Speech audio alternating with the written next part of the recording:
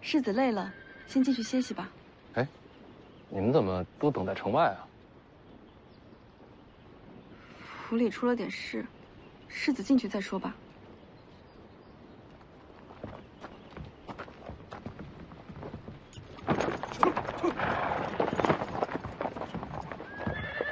正好，儿子，终于把你等回来了。哎，你说这王重楼啊，还真是果断，还真把这大皇庭传给你了。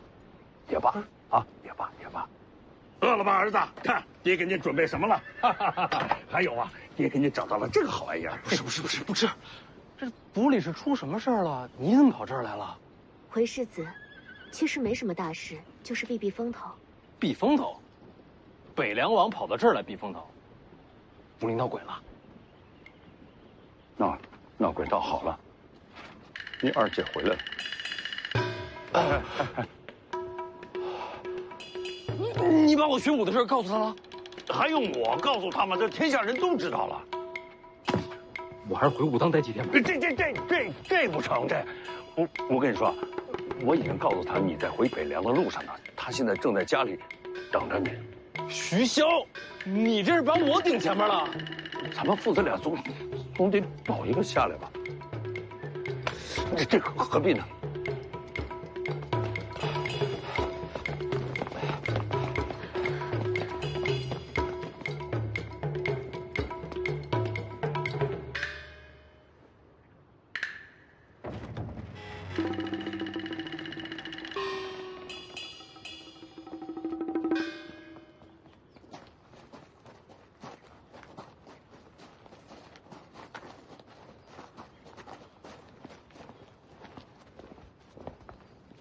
你看见他了？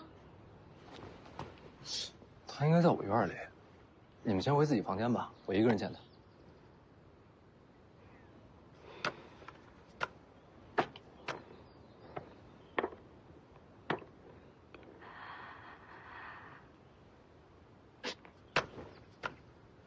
带着。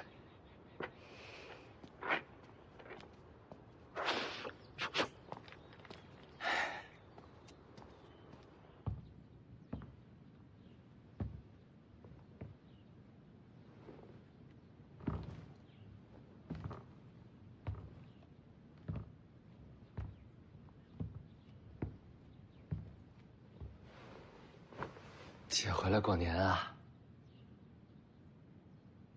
我在武当用山石给你刻了一副棋子，您瞧瞧。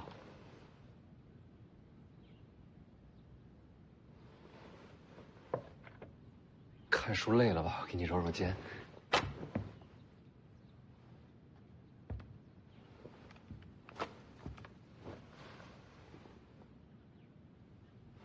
姐在上阴学宫待的还习惯吗？听说你学武啊？老黄死在了武帝城，我想把他剑匣取回来。姐觉得学武不好？学武随你啊。我只是没想到，在你眼里，老黄胜过了北凉。这怎么说？到了今天，你都还没有决定接过徐子淇。我是觉得自己无法胜任这千斤重担。够了！姐，你想怎么做，随你。多谢姐高抬贵手。姐，你去哪儿？姐，你消消气。我马上回上阴学宫，看不到你，我就不生气了。你这就回去？年都不过了。这我亲手给你刻的，你好歹看看。我看过。姐，我不是小孩了。你们都想让我接手北凉，没问我愿不愿意吗？你有什么资格说你不愿意？每个人都应该决定自己的活法。你什么都不明白，白活了这么久，你连你自己身上的责任都看不到。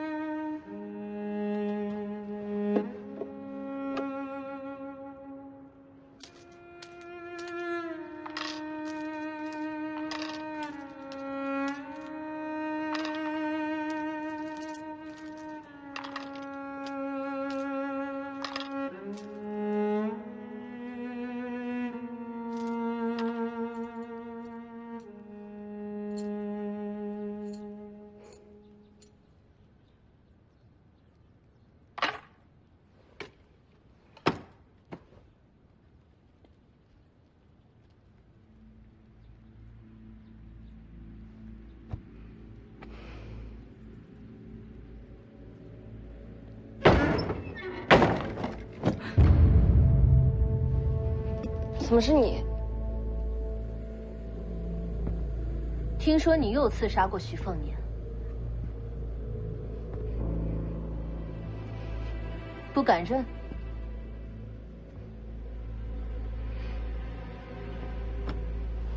是，我是刺杀过他。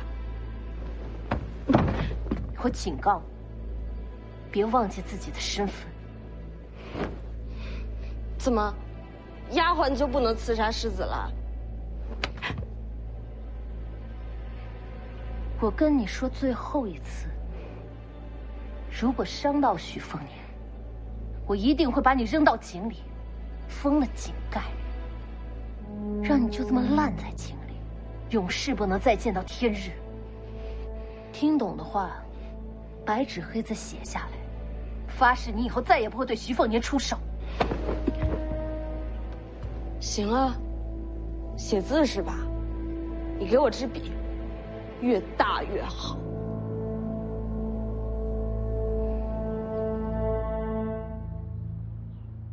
记住我说的话，我徐渭雄说到的，自然会做到。巧了，我也一样。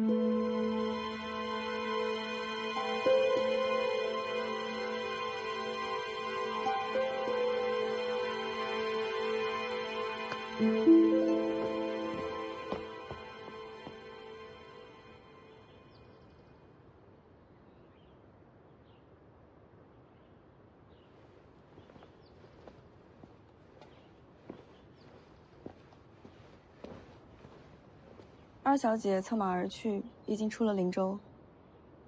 他倒是来去如风，闹半天千里迢迢赶回来，就是为了骂我两句。二小姐对世子的期望很高。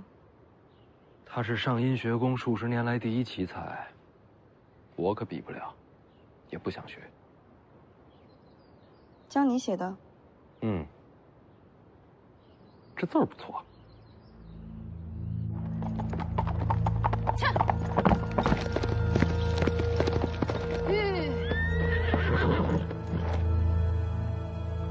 陈之豹，你在上阴学宫，应该学了诗书礼乐。我学什么，与你何干？学了这么多，杀气还这么重。我觉得上阴学宫很适合你。所以呢？所以如果没事的话，你就别再回北凉了。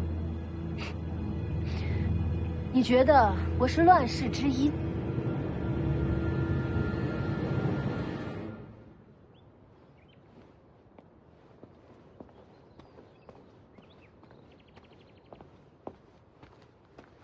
义父，陈之豹独自出营，将二小姐拦在城外。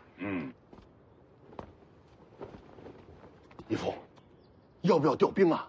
就别冲锋，别打扰人家。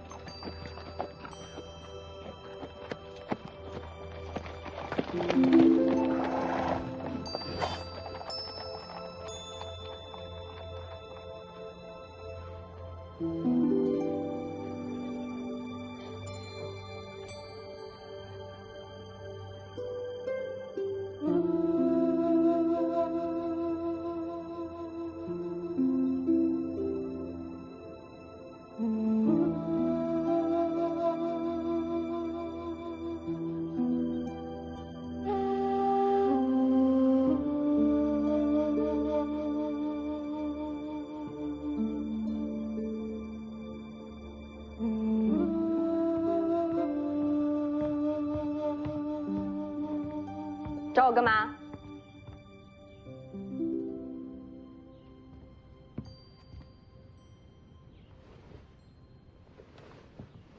大黄庭怎么没了？王重楼不发功的时候，也看不出来。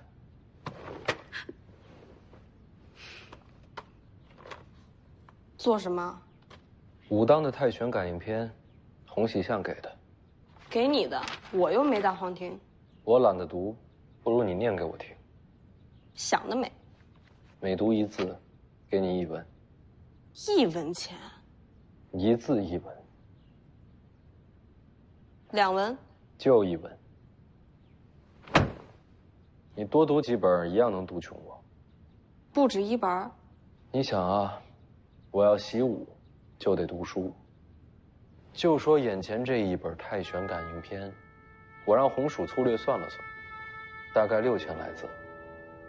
全本读完，我算你7贯钱。开张酬宾，你很划算。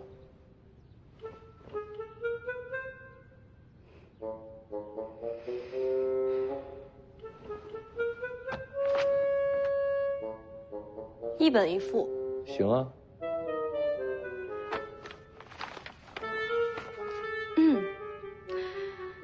有物混成，先天地生，唯相无形，杳杳冥冥，寂寥淡漠。太死板，有感情些。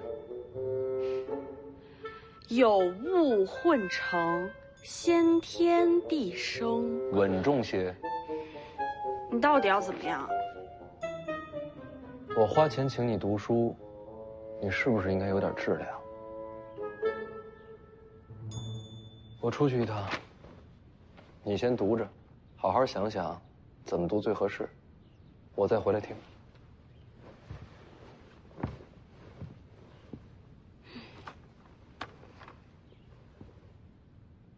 你那字儿写的不错。还行吧。我二姐凶你，你发誓杀我，合适吗？徐为雄最疼的就是你，说杀他，他才不在乎。疼我，千里迢迢赶过来，就为了骂我几句。那是对你失望透了。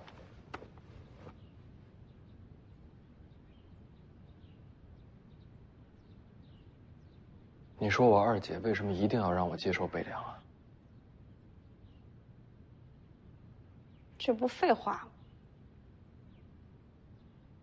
我二姐最痛恨的，就是世家门法嫡子传承那一套，所以她让我接手北凉，肯定不是为了徐家血脉，她有别的原因。那你不愿意接手北凉，到底是为什么？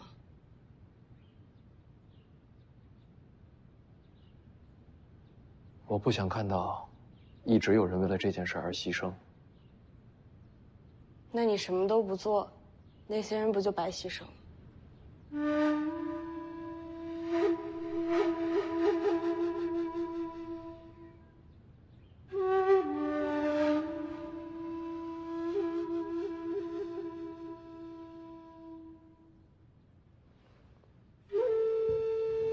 你去哪儿？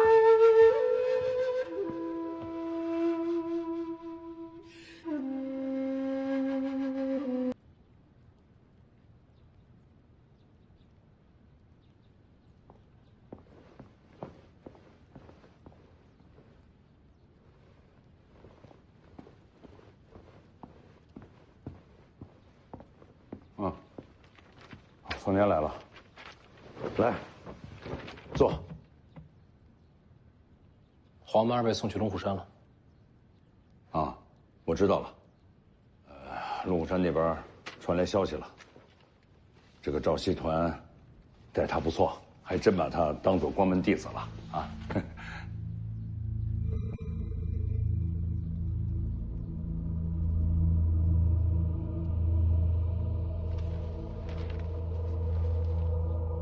所以老黄跟龙虎山做的交易，是不是你安排的？不是。老黄做这件事情，我真是不知道。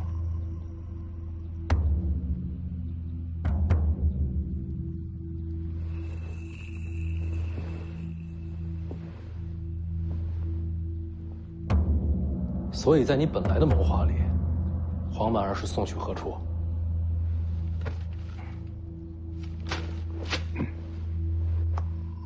在你的心里，是不是已经有答案了？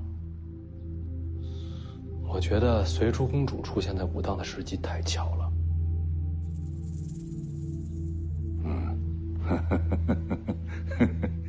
天下人都把你给看错了，凤姐，好样的，聪明。所以你是想把黄满儿送给皇室啊？他留在北凉对你不利。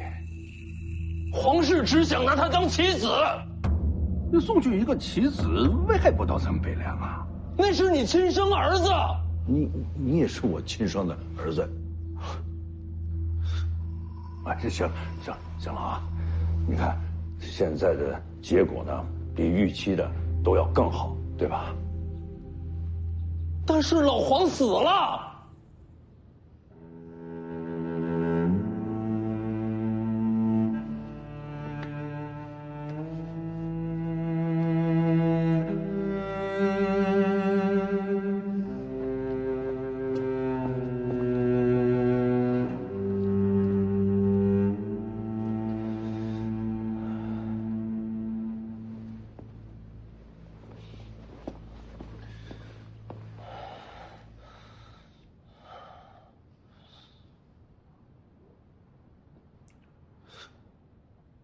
我愿意接掌北凉。啊？我说我愿意接掌北凉。等等，你以前一直在拒绝，怎么现在会突然答应呢？什么理由？只有我接掌北凉，才能接黄满儿回家。哦。还有吗？这理由不够吗？你们兄弟情深，这固然很好，但是要当上这个北凉3州之主，这理由你不同意？没有，我高兴还来不及呢。你看我等了这么久，你终于开口答应了。理由不够，没关系。我送你一个，这也能送？哎，对了，你从武当回来，是不是还没看你师傅去呢？快去跟人家打声招呼，你就在那儿等着我，好吧？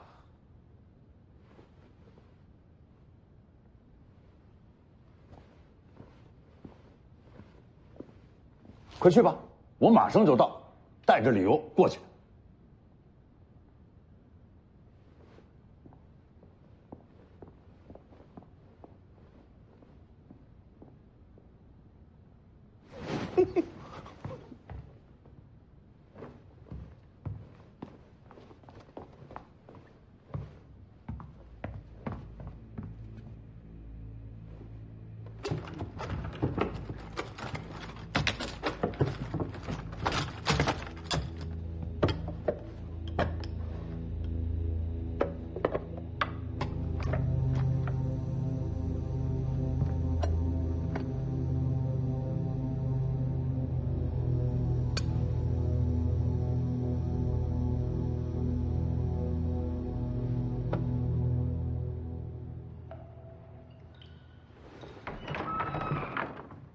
回来了。我去武当这么多天，你也不问问我过得怎么样？你在武当过得怎么样？你这就有点敷衍了。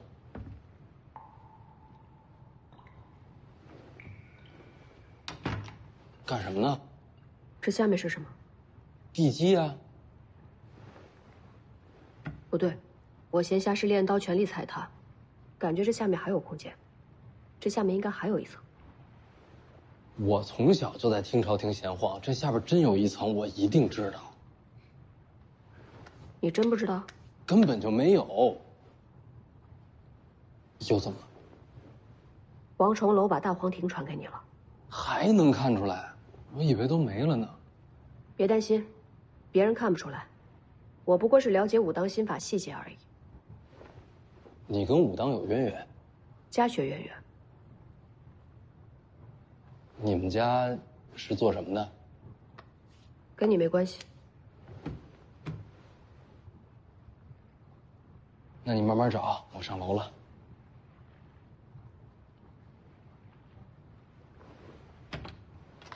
刀还我。秀东啊，本来就是借你的。我用着挺顺手。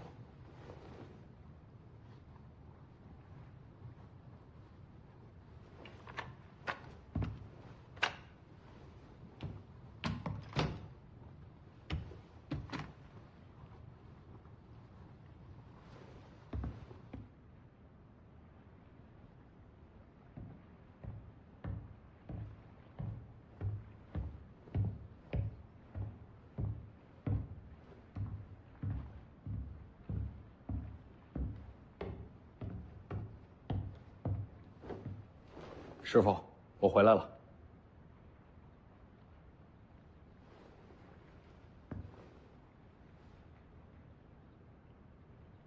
好棋，杀机暗藏。哦，看出杀气就错了，重新下。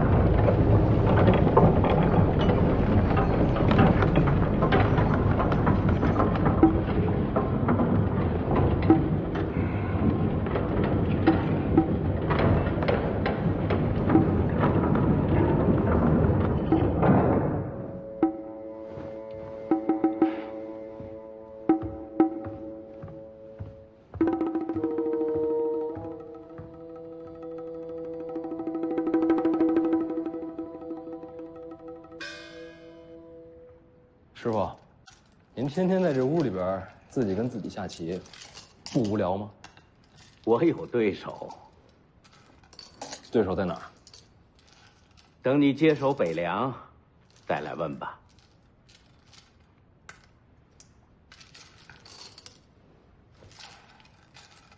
我已经答应徐骁了。徐骁让你来听朝廷的？是。那就下去吧，他会给你答案。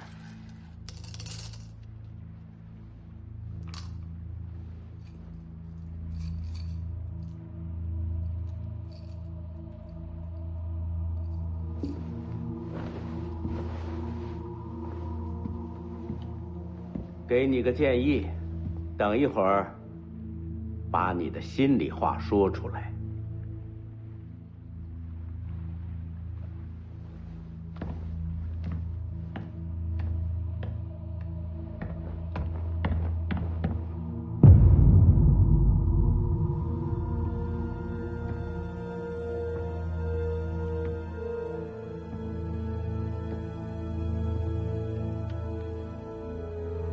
你怎么找着的？门是你父亲打开的。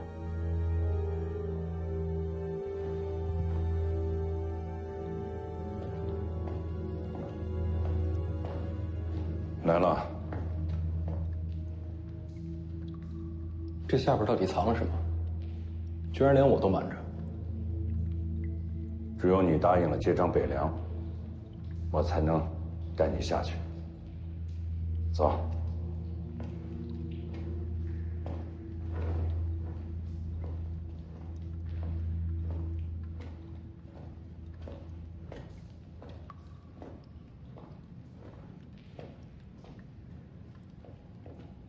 你师傅都跟你说什么了？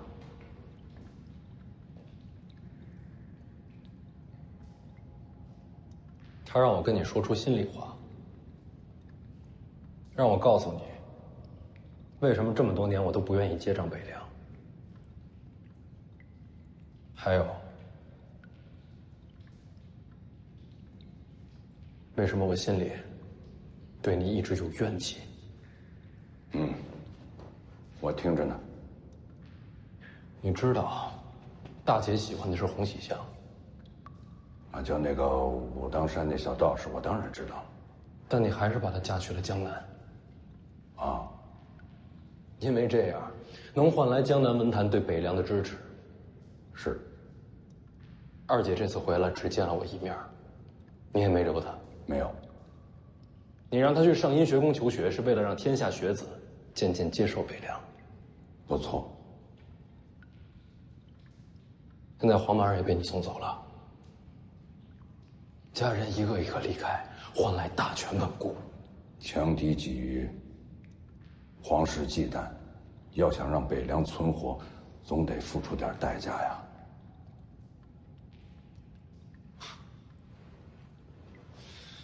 所以在你心里，家人没有北凉王位重要。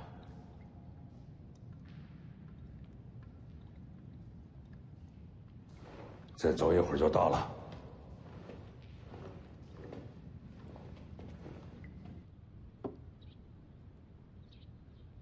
先天地生，快逃！有人要杀你！谁？仆役打扮，我看见他们拿着刀去你屋里找你。世子的院子，不是什么人都敢闯的。我拦着你，跳窗走。二小姐要想杀你，她是不会让手下代劳的。我知道。人呢，我是替你挡了，刀我也给收了。院里下人怎么会动不动就提刀杀人？二小姐院里的那些下人，以前可都是马匪重犯。这种人为什么会进王府？都是二小姐亲自抓的。二小姐从小就杀气重，出城剿灭的马匪不计其数，不少人都感叹过。可惜了徐渭雄，不是男儿身。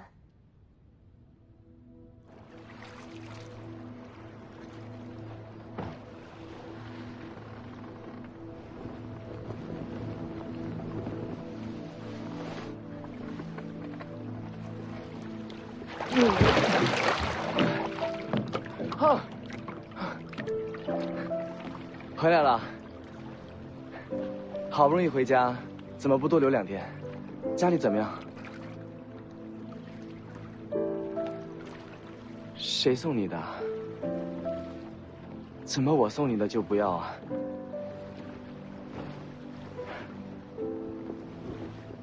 下回我陪你一起去北凉吧。我想在你身边护着你。哎，课堂等你。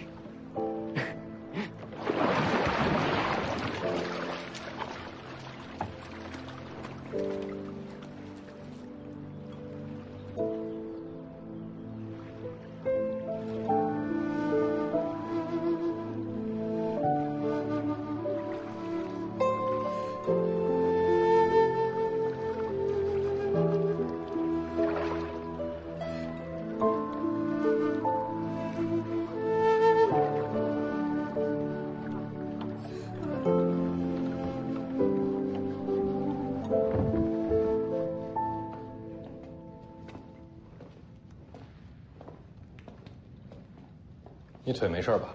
啊，我们现在已经在湖底了，这个地方湿气太重。没事儿。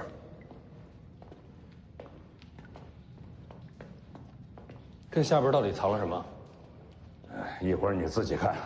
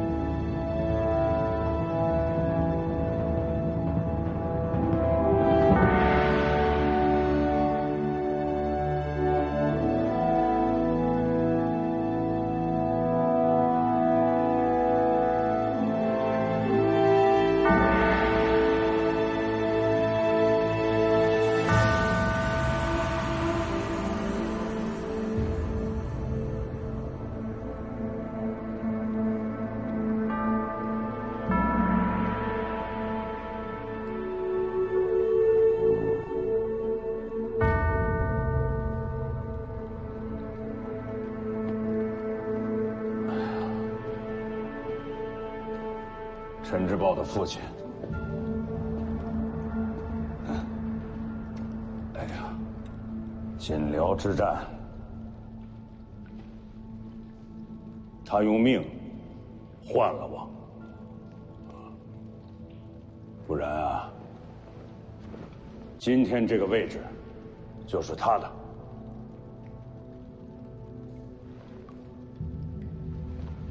人人呐，都让我提防着陈之豹，可我知道，北凉对他到底意味着什么。王翦一缺大败之时，他用双手托起了城门，让我去逃命，自己却落个尸骨不全。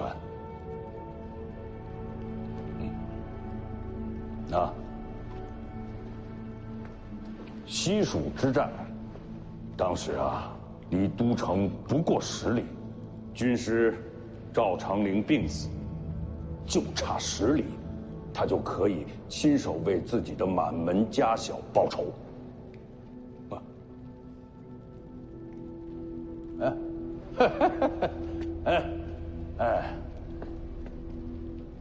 这个破锣嗓子呀，还特别爱唱歌，啊，范蠡走的实在是太早了。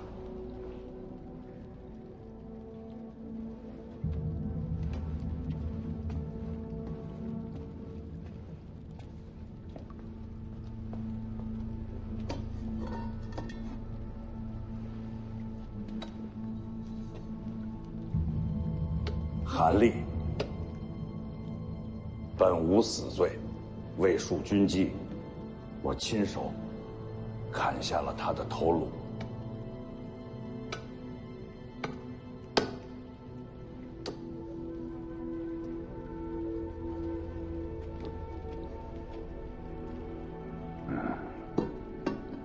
当时600骁骑起家，现如今诸国平定，徐自齐统领3州之地，而当年这600人几乎全都在这儿了。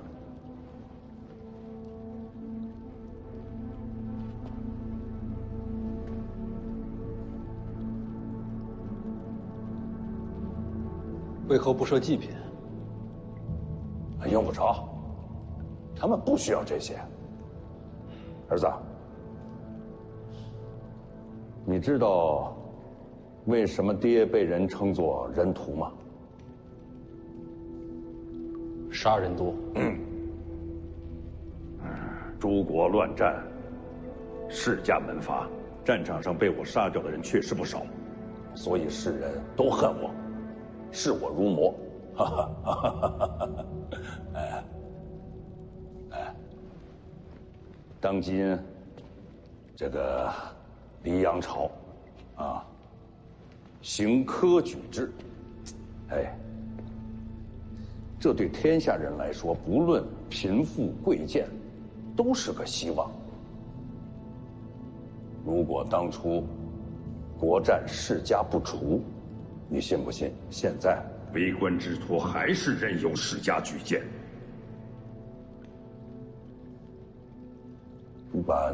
你把天下看成一棵大树，那些世家就是那个粗壮的枝桠，夺走了全部的阳光，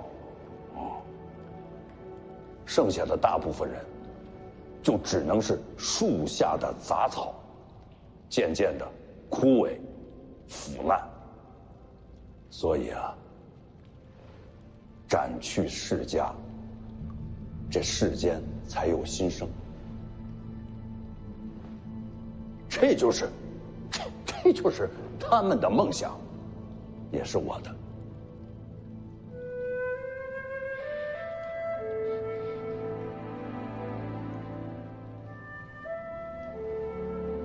你大姐嫁去江南，你二姐去上您学宫，都是他们自愿的。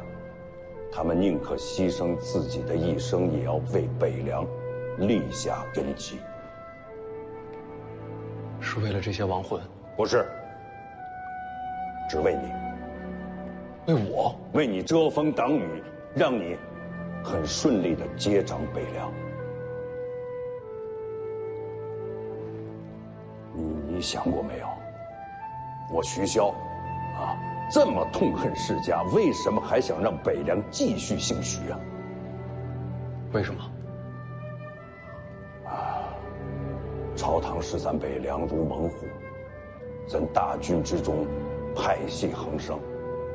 如果北凉不再姓徐，这35万铁骑就会引来大乱，死了这么多人，这换回来的天下全毁了。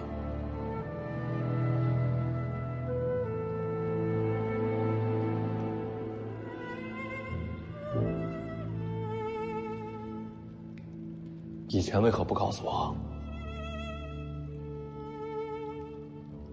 你不自愿的接掌北凉，我就不能带你到这里来，这些话也就不说给你听。我大概明白了，你不是贪恋权位，徐家的牺牲是为了这些人共同追逐的一个梦想，也就是我二姐所说的责任。这就是你接掌北凉的真正的理由。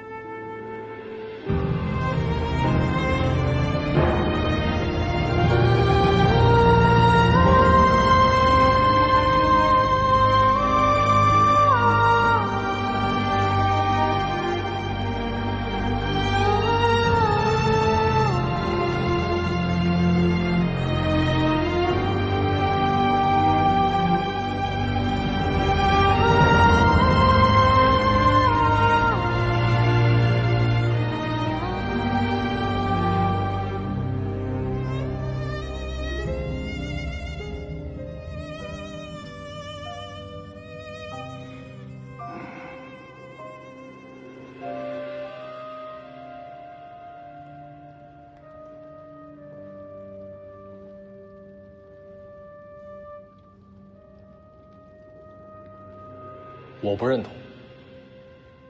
为百姓求生机，保天下无战事，这梦想非常好，但我不认同你的手段。用杀戮和诡计换来的北凉，还值得他们托付吗？你不要太天真好不好？啊，不弄脏双手，怎么保得住北凉？太难了吧？再难也不能妥协。我接手北凉，但不会走你的路。我会守护梦想，也要保护家人。世上之事，等两全吗？你心不够狠，什么都守不住。我想试试。行，给你机会，让你去面对现实。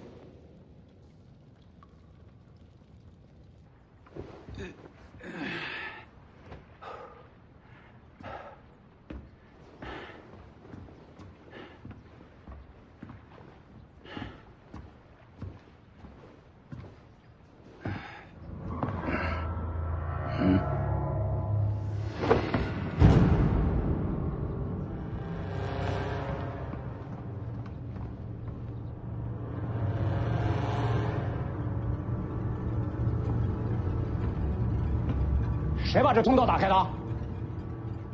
北凉王。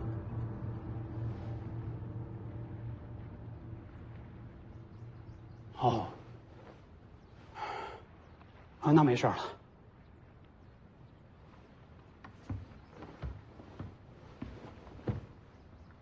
通道这事儿，麻烦阁下，还别往外说。知道。我会替他们保密的。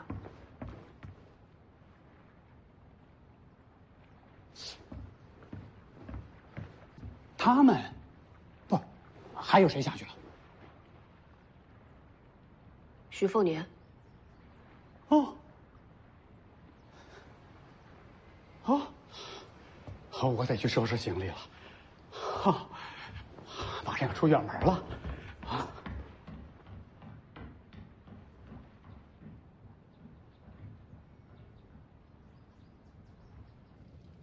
要我离开灵州，去哪儿啊？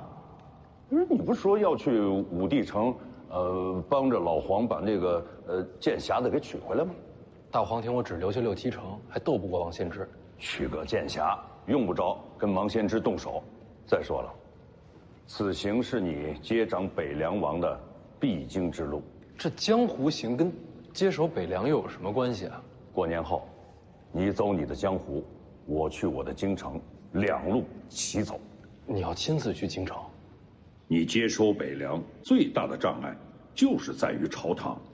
北凉王位虽然有世袭罔替，但是朝廷早就想废除此制，到时北凉必将引发大乱。所以帮你博得世袭罔替，我们才能站住先手。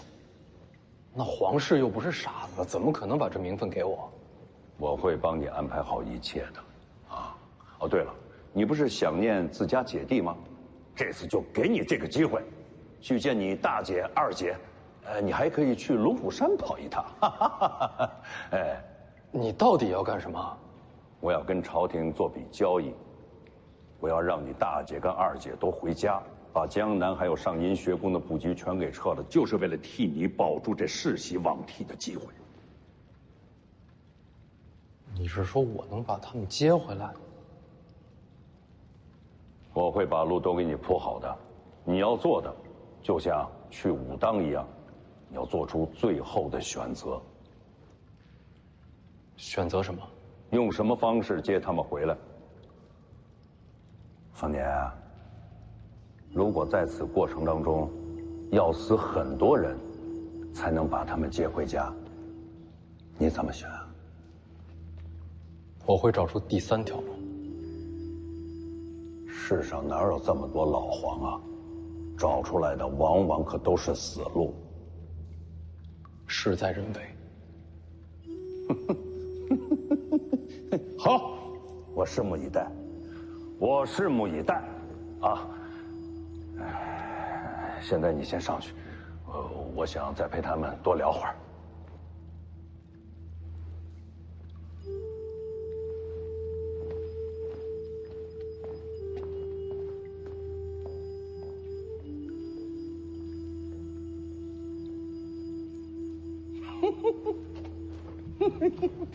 哎，你们都听见了吧？啊！不过你们也说说，啊，有我这样当爹的吗？有吗？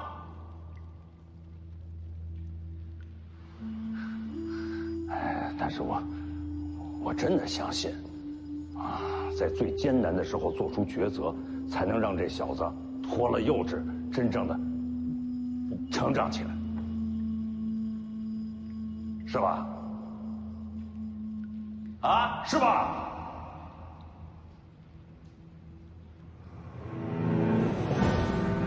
行了，你们大可放心，我一定把凤年培养成一位合格的北凉之王，让他替你们，也替我守住这天下。啊！啊！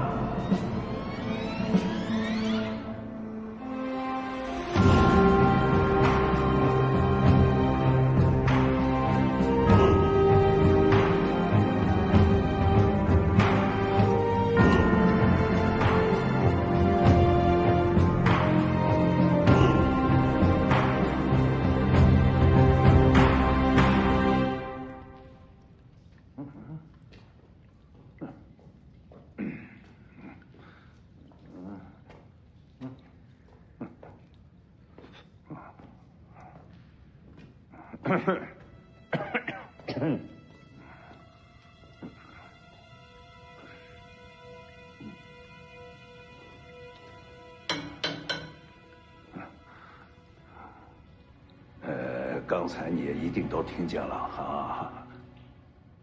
这小子非要去武帝城，啊，帮着这老黄去取这个剑匣子，有事儿。可一想这一路上，一定是有很多的凶险啊，总得有人在他身边护他性命啊！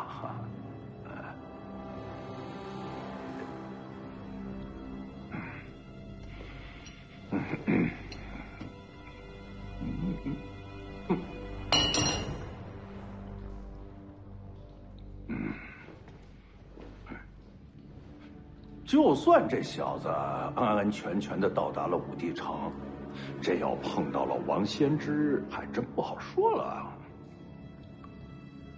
听说王先知最近武功有大涨，还真了不起。你说，万一这小子一冲动啊，跟王先知干上了，那一定就没了性命了。说这王先知哈。怎么见谁灭谁？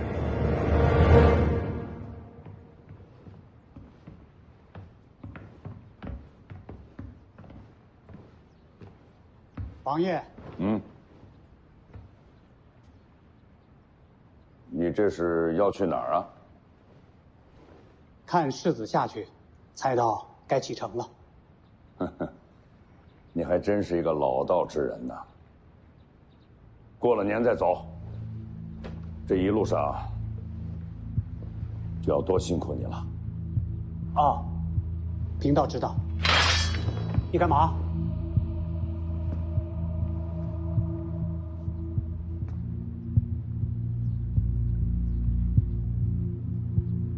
说起来。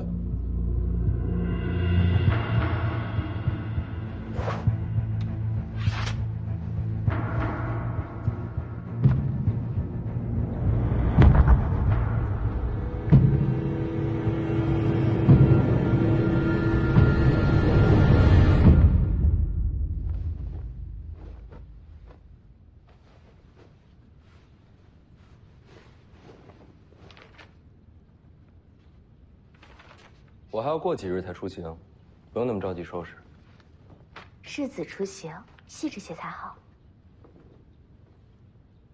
还赌不赌？今天不赌了。你骗我！明日陪我访客，算你辛苦钱。多少？先付一半。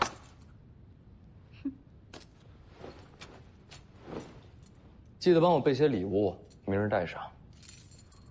明日守岁，大家都在陪家人，要访客也该是初一以后才好。不是每个人都有家人的。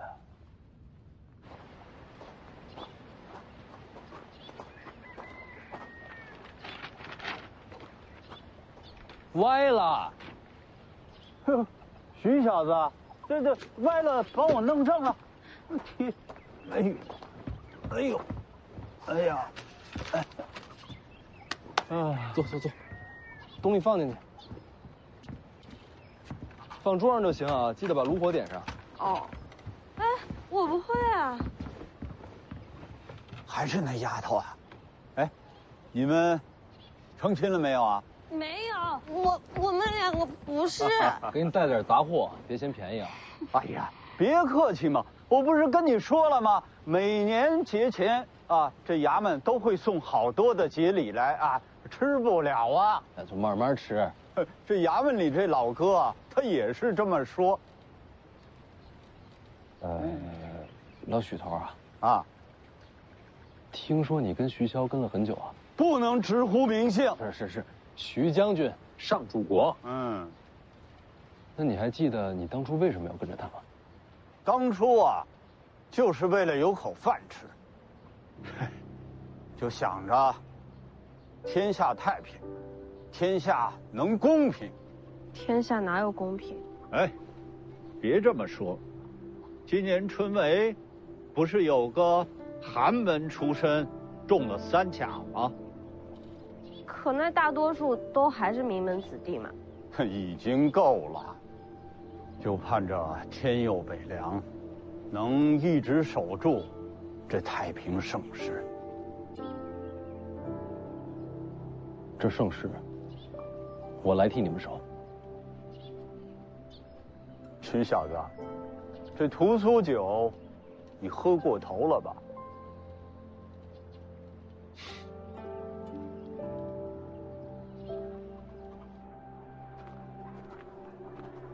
你觉得我当北凉王怎么样？你觉得自己比陈之豹强啊？我其实想过让陈之豹接手北凉，但我现在明白了，他不行。为什么？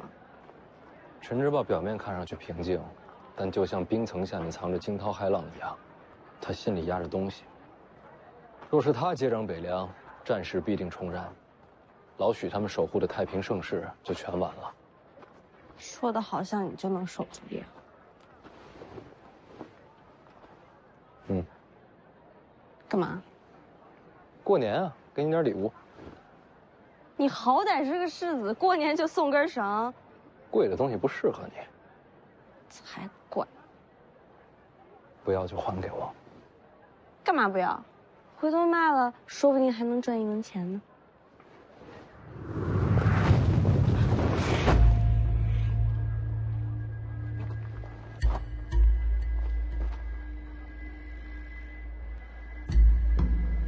你不就是林探花身边那个樊姑娘？徐骁把你放出来的。回世子的话，我叫舒修，舒服的舒，害羞的羞，还挺好记的。樊姑娘是化名。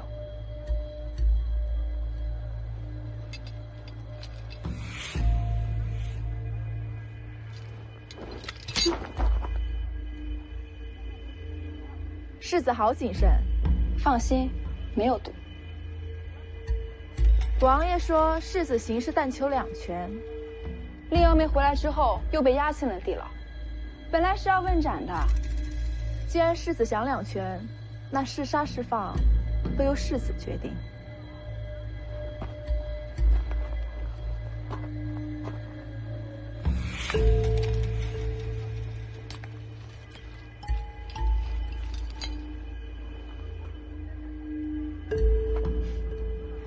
世子可真是小心。对了，还得提醒您一下，您没把小王爷从武当带回来，林峨眉对您可有些怨念。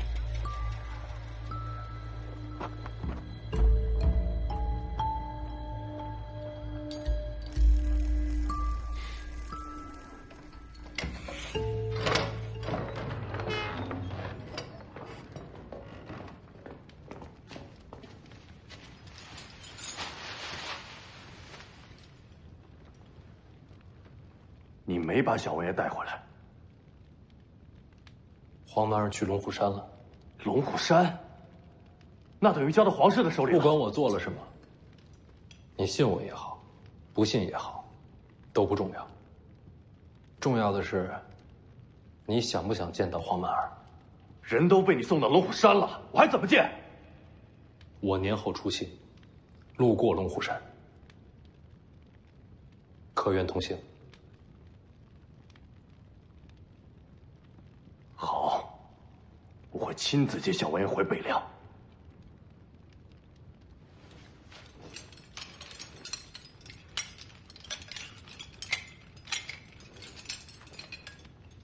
回家休养，年后出发。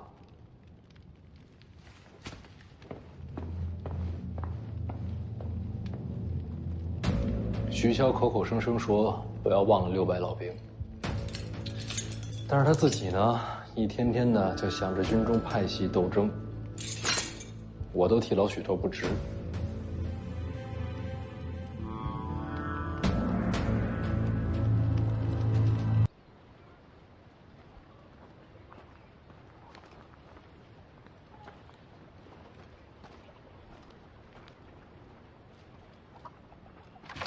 哎呀，瞧！哎，这个老家伙，这耳力见长啊你啊！哎呦，老哥哥，哎呦，是你来了，来了，这不是年下了吗？这衙门呀害下了点儿这个米粮，我想给你送过来，给你个惊喜。你看，没想到啊，骗得了你的眼睛，躲不过你这双耳朵。刚才啊，我还跟那个徐小子说你呢，你要是早来一会儿啊，你们俩就见着了。老哥，你在衙门里做事，以后有机会你多帮衬帮衬他。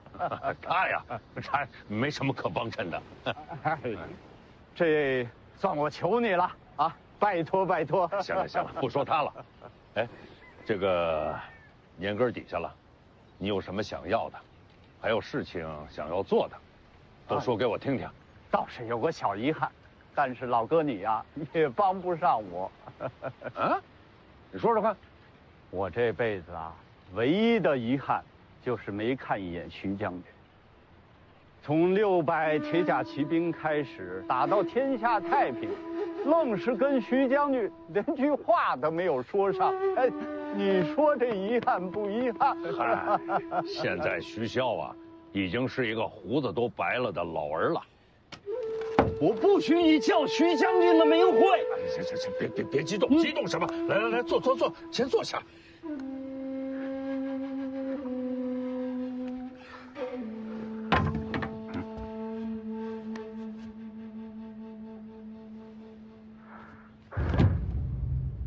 荆州18老字营，鱼骨营，末等骑卒，徐永官拜见将军。你怎么就认定我是徐骁呢？把我眼睛打伤的那一仗，您来看我们这些伤兵，握着我的手对我说：“一定要活下去。”虽然我的眼睛看不见，但您的这双手让我记了一辈子。老兄弟，快起来，来，哎，坐。哎，徐将军呀，我斗胆问一句，那个徐小子敢是您的？我儿子，徐凤年。哎呀，恭喜徐将军啊！您和王妃生了个好儿子，我这辈子知足了，没有一点遗憾。徐将军，我再多问一句，当年那些老兄弟还活下来多少？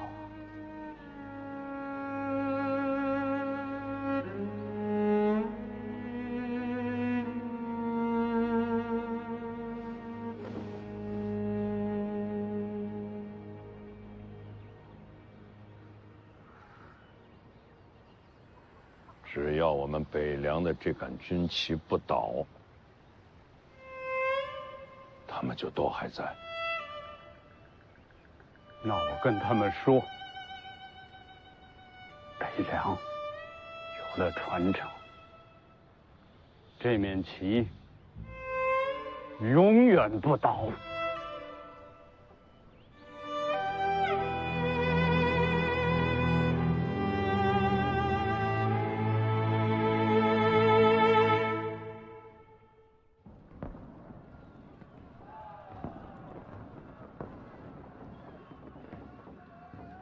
守岁还在读书啊？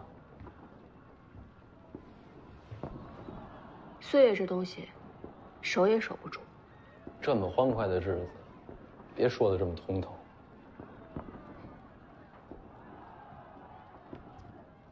魏爷爷呢2楼睡觉。睡了好，咱俩喝。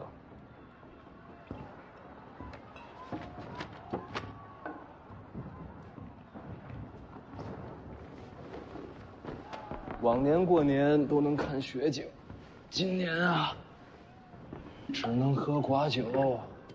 来，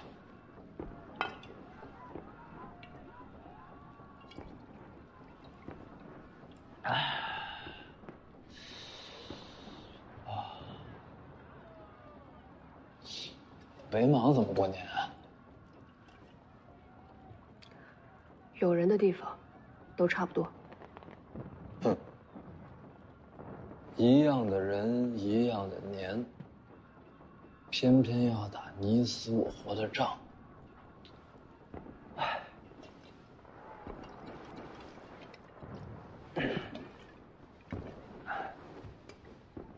人和人会打，村和村会打，镇和镇会打，国和国怎能例外？说得好。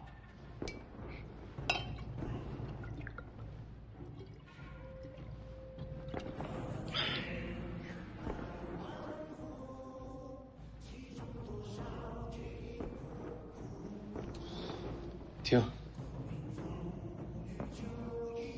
煌煌北凉镇灵歌，我二姐的词，我谱的曲。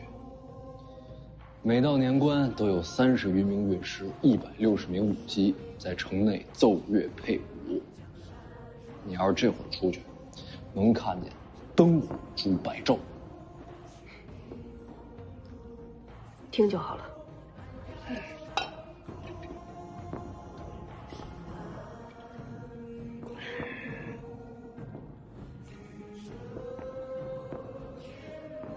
词好，曲一般。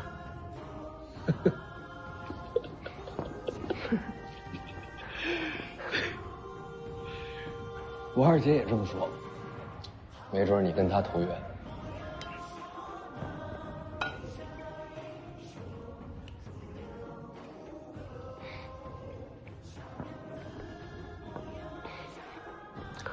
听说又要出行？是啊。去武帝城。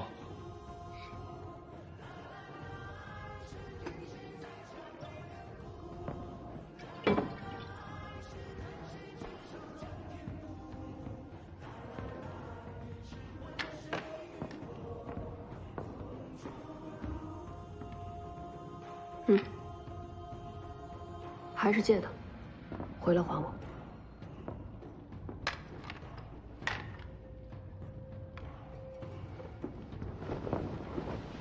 2把都给我。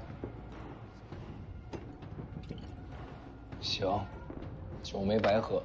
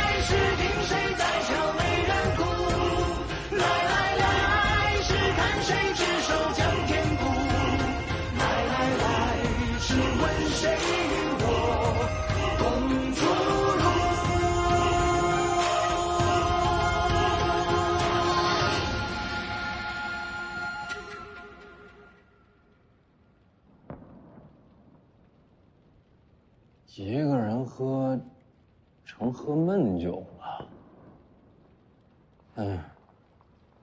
再找个人喝。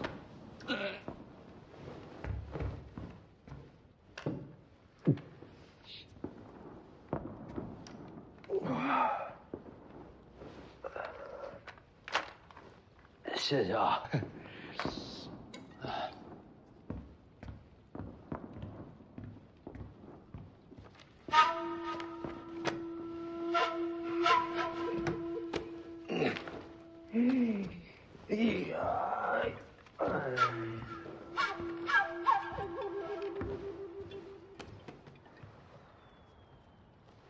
你不是这儿的，抄书的。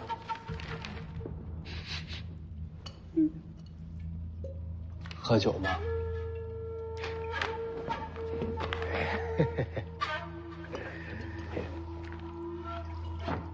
哎，给我留一口。还真就一口。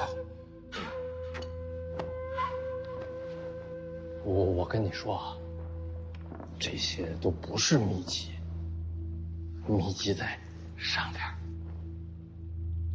走，我带你找秘籍去。走。哎，你动作轻点啊，白虎脸睡着了，别把他吵醒。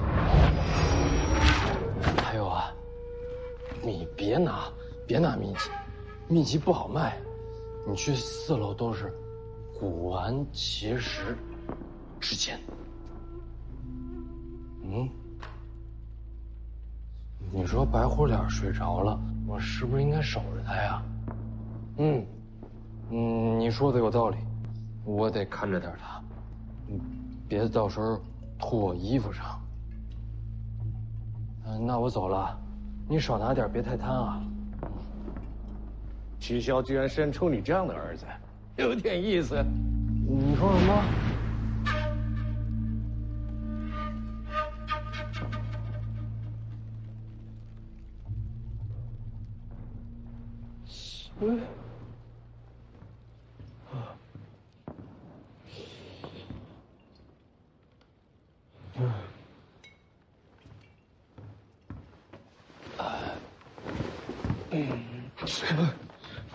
你要干嘛？醒了。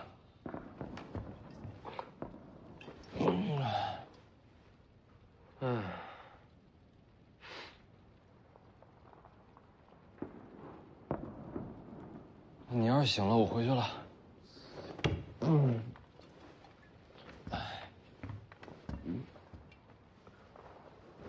要不我送你回去？不用。我徐凤年就是醉的再厉害，我也不可能找错家门。哼。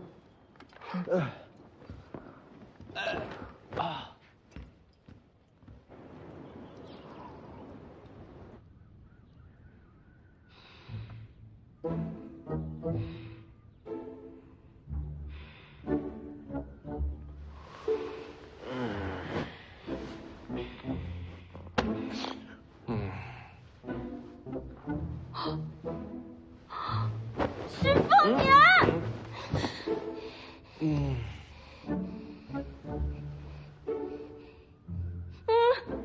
你怎么跑我屋里来了？这是我屋里。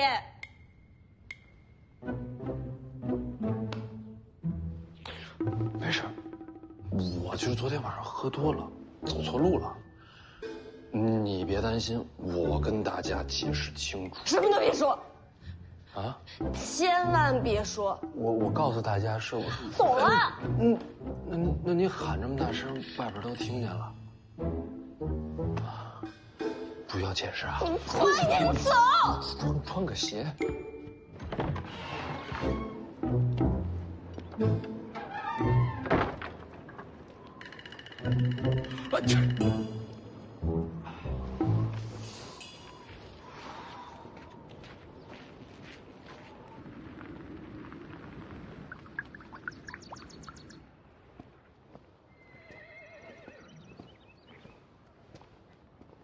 王爷，一切都已备好，我们随时出发。你出发以后，按照你的要求，宁峨眉会率领100凤子营的骑兵与你随行。你出征以后，就能看到他们了。青鸟为你驾车。从现在开始，爹说的每一句话，你都要谨记在心，啊。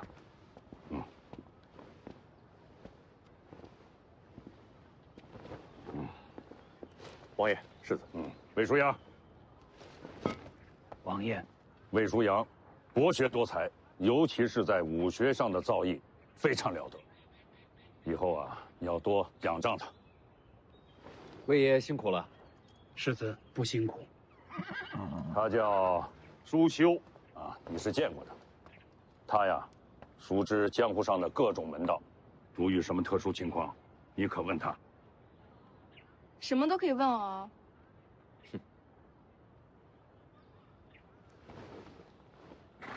小心点儿。嗯，那辆马车怎么没人啊？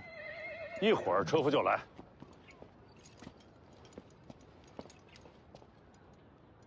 你跟过来干什么？江离去哪儿，我就去哪儿。莫名其妙，江离又不与我同行。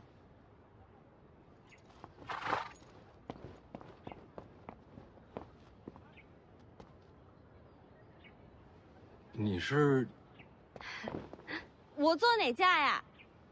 啊，这边。你安排的？是啊。我行走江湖要江离何用啊？你这一路，这总得有人替你照顾这个起居住行吧？丫鬟那么多，为何选中江离？你要真把江离留在府上，万一你二姐的那些手下再对他不利，该怎么办呢？就这么一个理由。啊，奉年此行，有劳您多费心了。哎，你别抹车上！这人谁呀？这个，哎，鸭仔，听朝廷下的大魔头，啊，哦对了，有一点你要切记啊，不能给他拿剑。什么剑？什么剑都不能给。木剑呢？木剑也不行，好歹给个名号吧。你的另一位车夫来了，巨剑，吕钱塘。见你个鬼的吕钱塘！你不就是那个刺杀我的林探花吗？在下吕钱塘见过世子。你声音都没变，你还骗我？在下吕钱塘见过世子。这是哪一出啊？你此行的第一站就是青州，青州林家已经被靖安王逼上绝路，有他陪同你去，有利无害。所以你是逼他低头了？他想救林家，必须得低头。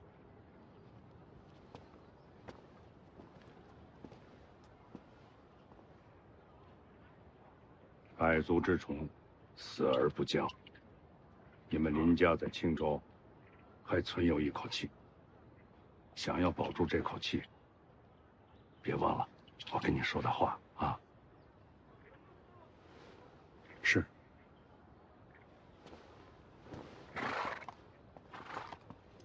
到底安排了多少？你放心吧，有那老家伙在啊，就算翻天覆地，也一定能保你周全。这老头到底是谁啊？只要他愿意，自会跟你透露。你走后，我会去往京城。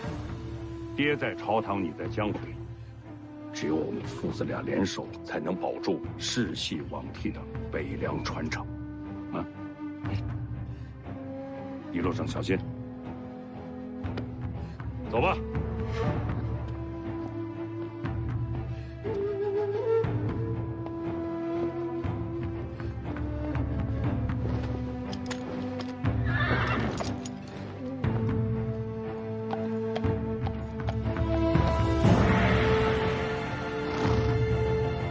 你这一路还有多少计划？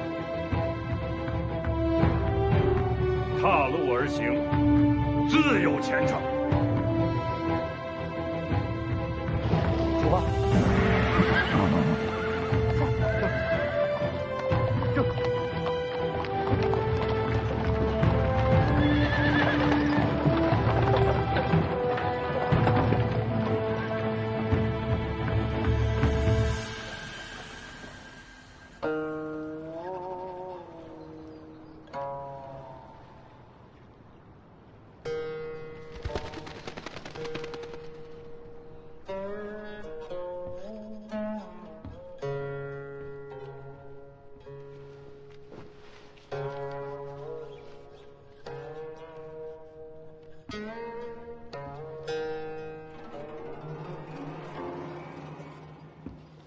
北凉来信了，出什么事了？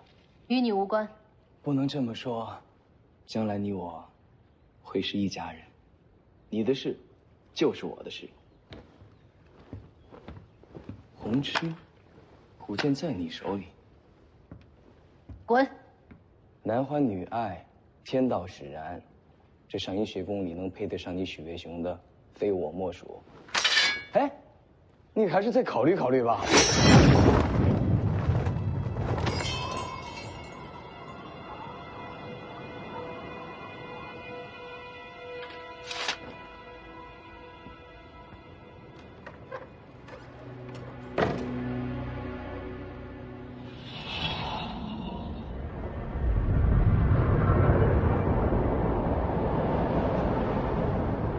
您怎么亲自来了？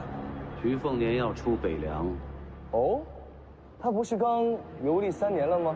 这次不是暗中行事，有迹可循。胆子真不小。话说回来，他出北凉跟我有什么关系啊？杀了他。朝廷有旨意。没有。师傅啊，我跟他无冤无仇不说，他将来还有可能是我小舅子，我杀他，对我有什么好处啊？他死，北凉必乱；北凉乱则天下乱，天下大乱，你才有出头的机会。这么说来，杀小舅子也有点意思。没有旨意，我不能亲自出手，只能送你些手段了。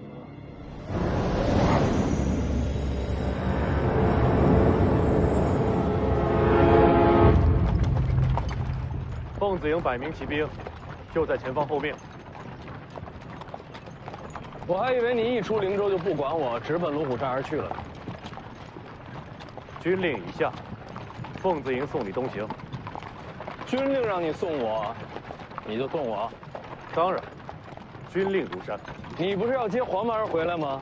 军令上可没这条。到了龙虎山，我会自行离队，以个人身份救回小王爷。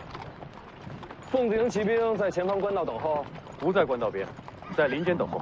为何？无军令时，避免惊扰百姓。这都不懂吗？那就麻烦宁将军，去把人带来吧。是。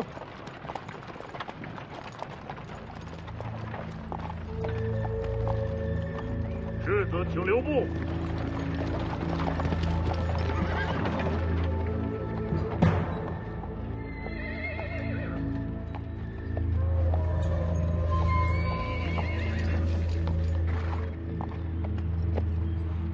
重甲铁浮屠，你是点雄处。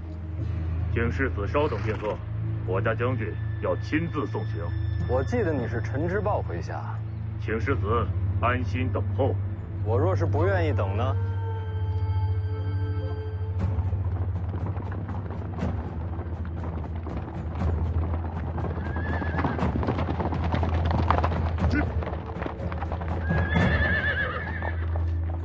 世子出行也不使唤一声，路球愿为马前卒，为世子这边坠镫啊！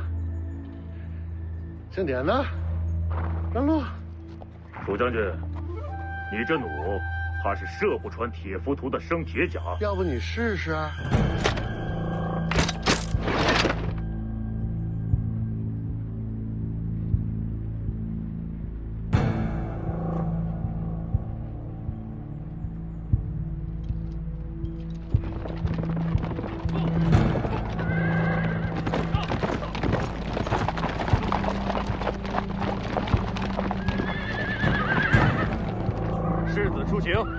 铁浮屠让路，陈将军让世子等一等。北凉王旗姓徐，不姓陈。宁将军，难道真愿为这世子效命？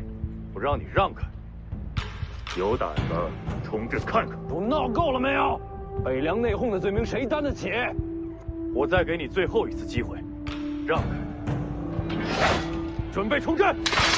瞄着！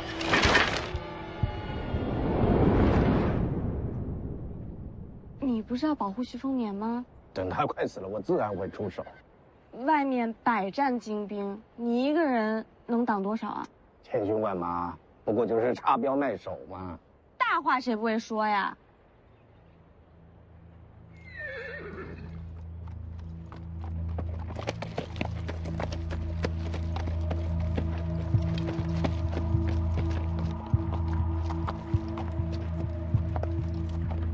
陈之豹，你小心点啊！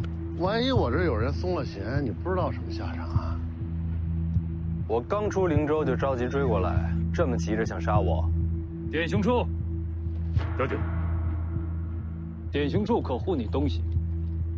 咱俩关系没这么好吧？为了北凉，你暂时还不能死。为了北凉，要不你先死一死？这没你的事儿。世子的事儿就是我的事。都别争了，我拒绝铁浮屠同行。有宁峨眉的凤子营就够了。他素来厌恶你，若要保护你，恐怕不能尽心竭力。难道你和典刑处还能欣赏我不成？由我下令，典刑处就是死，也会护住你。不需要。你想清楚，离开北凉，并不安全。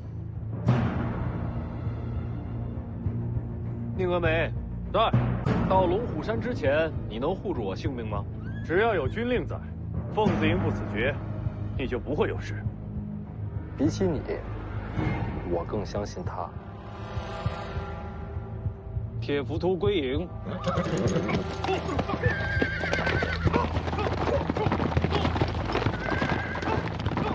重骑退了。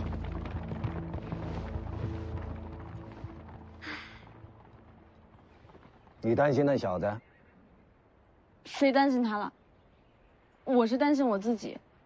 外面骑兵对冲，徐凤年有你保护，我能怎么办？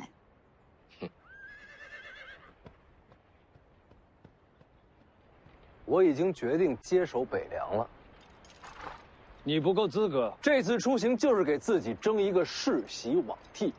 这些都不重要，要接北凉，必须3点：一，心狠；二，多谋；三，人脉。这3点，你都不够。你这话说的跟徐骁差不多呀，能不能有点新意？对。你呢？这3点你都做到了吗？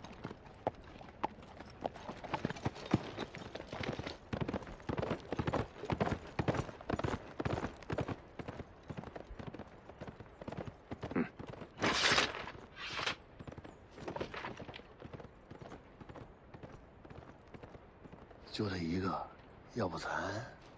我倒是挺看好他的。这家伙是有点本事，所以他才留不得呀。别胡闹。世子，可不该把世袭罔替的事儿给说出来。这种事儿瞒不住人的，提前说出来，对北凉也好，京城也好，都让他们提前做个准备。你回吧。陆球要护着世子出北凉呢。徐骁马上进京，到时候你护着他。真的？就这么说定了。小的明白，世子一路小心。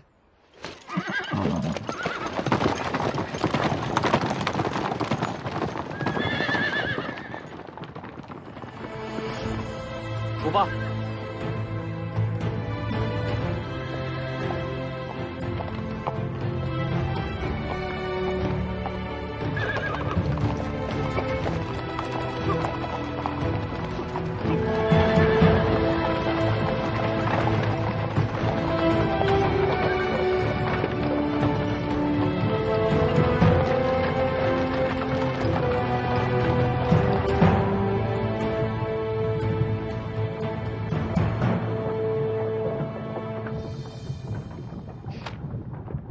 看什么？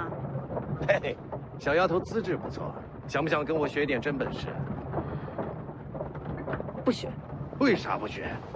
当年来求老夫想做我徒弟的笨蛋，可以从北凉排到东海。所以笨蛋才想做你徒弟啊？嘿嘿，知道我是谁吗？我管你是谁。这倒是。连我自己都快忘了自己是谁了，又有谁还能记得木马牛啊？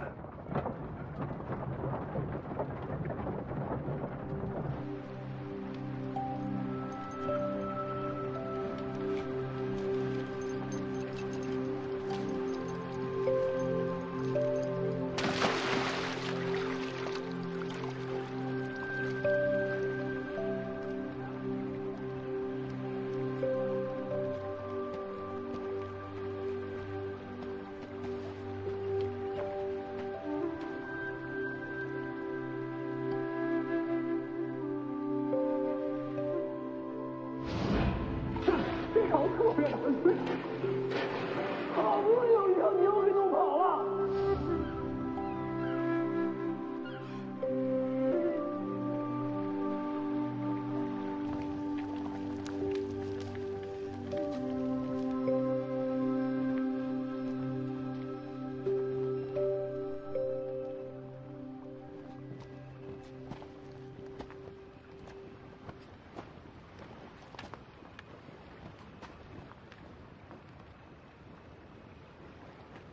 上次见面还是要杀我，这会儿成了护卫。习惯了就好。我记得上次不是这把剑。此剑名为赤匣，是上主国给我的。你是读书人。读书人也会用剑。读书人心性难测，说不准哪天你还会拿剑刺我。只有你活着，上主国才会给我林家最后一条生路。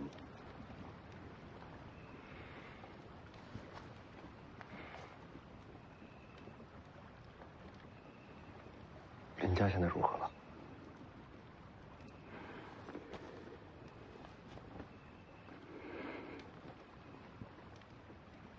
已经被靖安王抄家。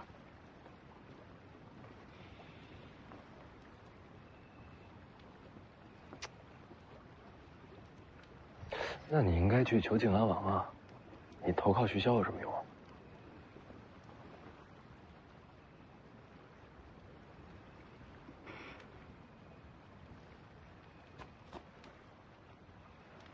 你根本不知道你爹有多可怕。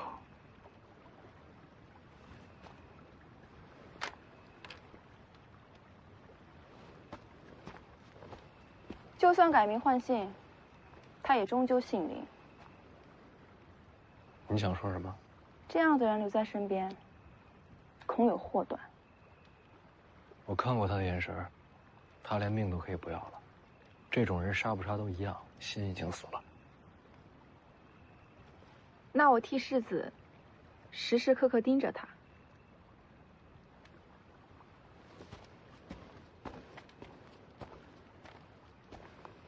世子，怎么不进去？今晚我守上半夜。不用守夜了，凤子营附近扎营，安全得很。生死还是不要交到别人手里比较好。下半夜谁守？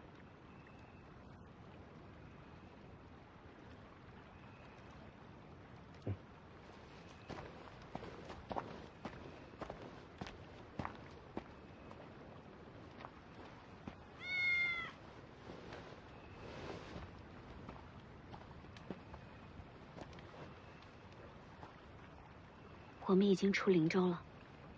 我知道啊。既然已经出了北凉，那我们就有机会了。什么机会？逃啊！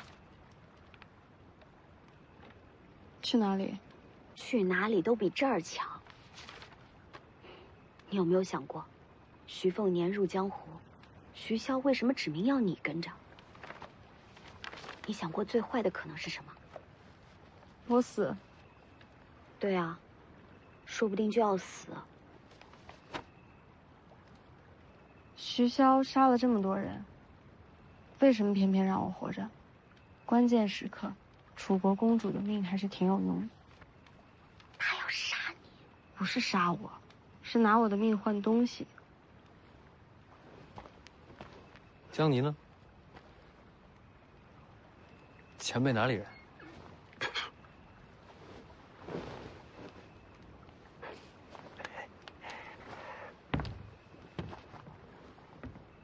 你总得有个准备啊！我这不是在读书呢吗？读书能有什么用？武功你还能现学啊？读书收钱，我这一本读下来能收7贯。都什么时候了，你还想着赚钱？你也知道，楚国丧葬习俗繁琐，这死一次好费钱的。我就一直在想，我无亲无故，亡国亡家。等我死了，这要是连葬礼都办不全，是不是太可怜了？你赚钱是为了给自己下葬。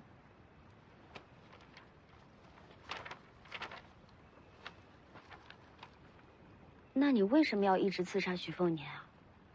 是因为恨徐家？不是。还能是因为什么？因为世子寻你，终于要读书了。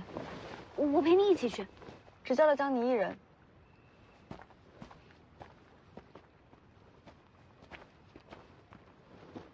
我钱盒子放帐篷了，我一定替你收好它。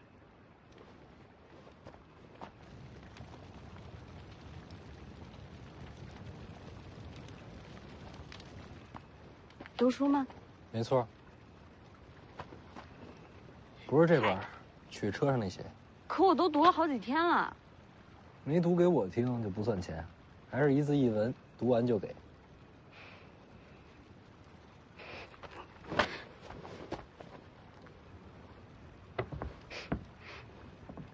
你不觉得难闻吗？是啊，闷了一天是有些难受。篝火那边烧了热水，你自己去洗手洗脚去。我不洗干净别回来。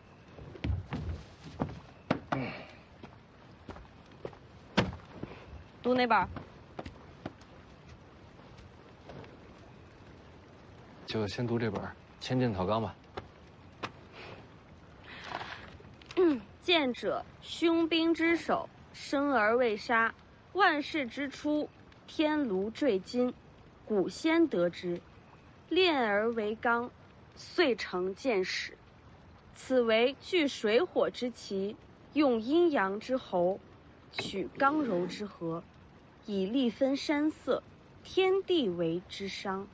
剑以刺激身形为术，所谓梨花舞袖，飞空白雪，日月跳丸，回马思乡，皆为其术之用，术可轻传，为道难言。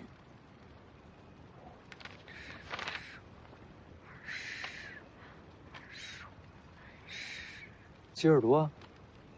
我数数多少字？读完一块儿算。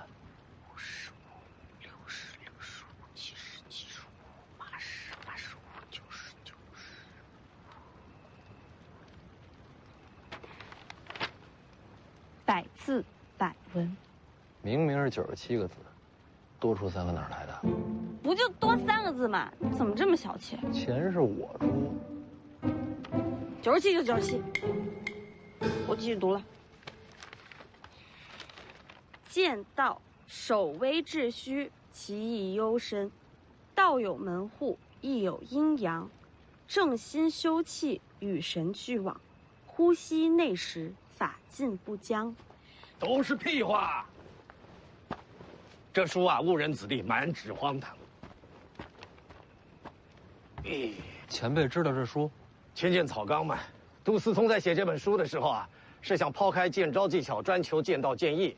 可惜终究水准不足，反而有失偏颇。写书的时候我就训斥过他，可惜他还是走错了路。写《千剑草纲》的杜思聪，被您训斥过？他来求教于我，在雪地里面站了3天3夜，我才勉为其难的点拨了他3句。你就吹吧，人家这本《千剑草纲》可是被黎阳朝纳入武库的，你有本事自己也写一本啊！老夫一向独来独往，心中万千气象，不屑付诸笔端。还吹，没完没了了。我继续读了。前辈都这么说了，换这本《杀精剑诀》试试。杀精剑诀。入海千里，有声巨兽，乘潮而行，其声如雷。养无畏锋刃之心，纵万顷波涛，一剑斩之。想法虽好，但剑诀不行啊，撑不起这场面。这本啊，还比不过刚才那本。好，那再换一本。这个，《绿水亭甲子习剑录》，王重楼给的剑术小册子。这本是求剑术招式的，你大黄庭都没稳住，练这个有啥用啊？太玄感应篇，有物混成，先天地生，唯相无形。内功真解是武当的框架，想把大黄庭变成自己的真气，就得靠自己去解。有道理，那不念了。那再换一本。今天算了。我才念几个字儿啊？我算一下，195个字儿，195文钱。